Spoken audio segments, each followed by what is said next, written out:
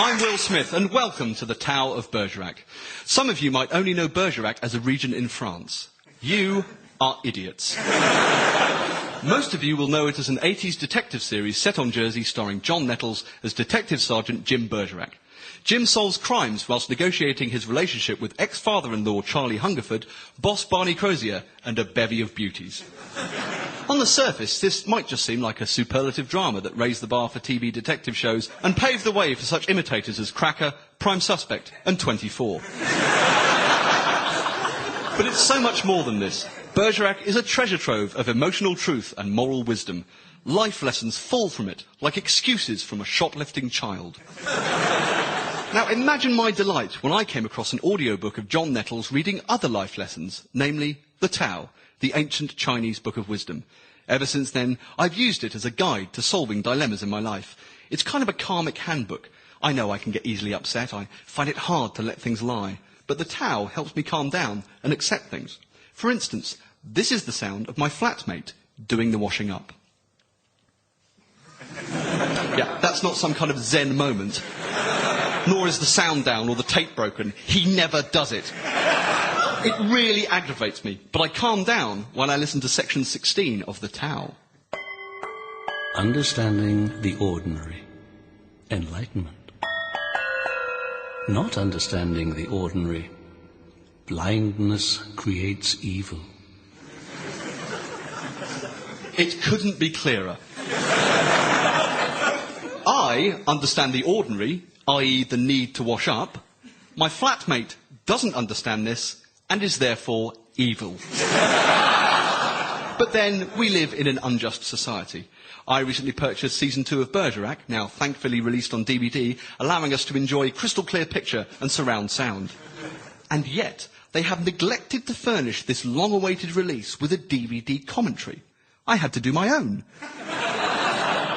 Professor Chalice, I think I should be honest with you. We think that Antonio was murdered. Look at him there, he's got to be what? 30?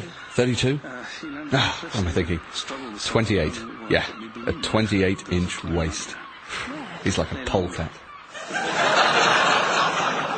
Now, I can't help thinking I'd feel safer in my home if real policemen tried to be like Jim.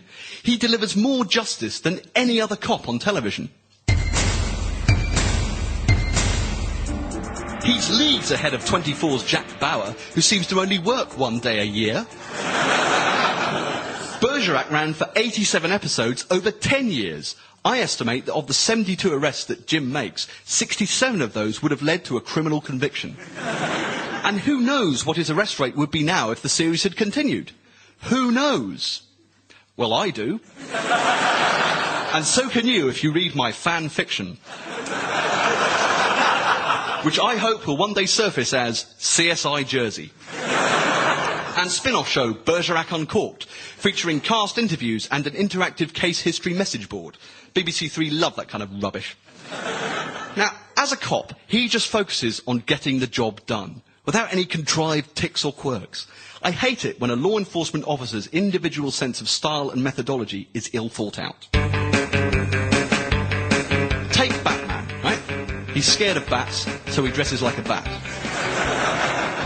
Sounds like the sort of idea you have where you go, well, something like that needs a bit of fleshing out. It just doesn't work.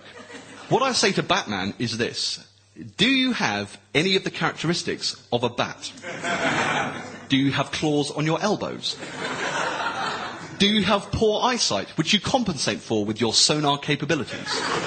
If you were found nesting in someone's loft, would they need permission from the council to remove you because of your endangered species status?